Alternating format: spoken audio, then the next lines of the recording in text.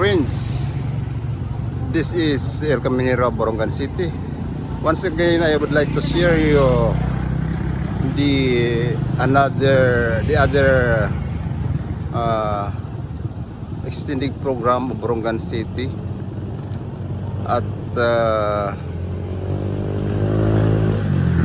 ahead you can see newly constructed, ongoing construction of water flood control.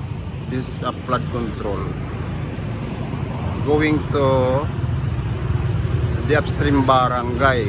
From here, this is the center of Borongan, Loom River. Now, as we look forward, going to Campisao, the School of Nazarene at Campisao, Barangay Campisao.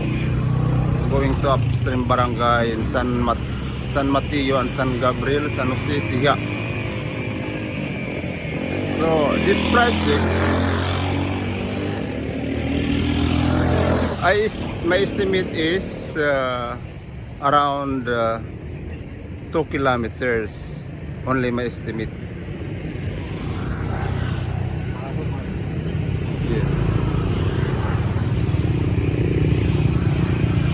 So,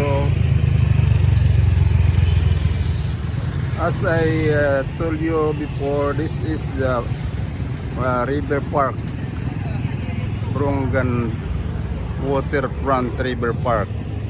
This one here, and I have my extension information to the newly ongoing construction of flood control ahead. So that's it, only for update of this Borongan flood control project.